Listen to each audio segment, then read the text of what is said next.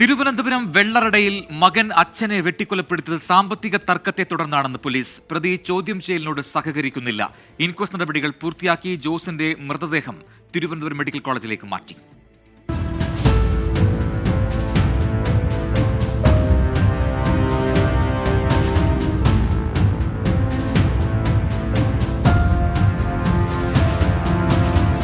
സമ്പന്ന കുടുംബം, ഏക മകൻ.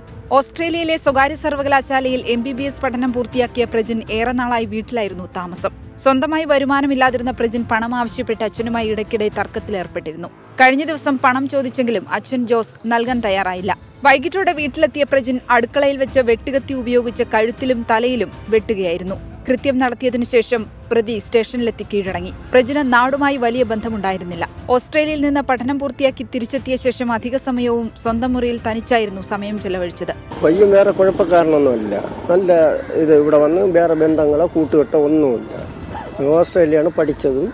പിന്നെ എന്തോ ഒരു പേപ്പർ എന്തോ കിട്ടിയില്ല എന്ന് പറഞ്ഞു ഡോക്ടറേറ്റിന് പഠിച്ചപ്പോഴും. അപ്പോൾ ഇവിടെ വരും, അവൻ ജിമ്മിൽ പോവും, വീട്ടിൽ വരും. ഇത്രയും നാട്ടുകാരായിട്ടൊന്നും വലിയ ബന്ധമുണ്ടായിരുന്നു? ഒരു ബന്ധവുമില്ല. വേറെ ഒരു ദുർശീലം ഒന്നും നമ്മൾ അറിവില്ല. അത് ഫാമിലി അങ്ങനെ തന്നെ, അതിന്റെ അച്ഛനും എല്ലാം. സ്വബോധത്തിലാണ് പ്രതി കുറ്റകൃത്യം നടത്തിയതെന്നും മുൻപ് കഞ്ചാവ് ഉൾപ്പെടെയുള്ള ലഹരി വസ്തുക്കൾ ഉപയോഗിക്കുന്ന ശീലമുണ്ടായിരുന്നെന്നും പോലീസ് പറയുന്നു. പ്രജിനെ ഇന്ന് തന്നെ കോടതിയിൽ ഹാജരാക്കാനാണ് പോലീസ് നീക്കം. അതേസമയം കൊലപാതകം നേരിൽ കണ്ട അമ്മ ഇപ്പോഴും ആശുപത്രിയിൽ തുടരുകയാണ്. കൊല്ലപ്പെട്ട ജോസിന്റെ മൃതദേഹം ഇൻക്വസ്റ്റ് നടപടികൾ പൂർത്തിയാക്കി തിരുവനന്തപുരം മെഡിക്കൽ കോളേജിലേക്ക് മാറ്റി. 24 തിരുവനന്തപുരം.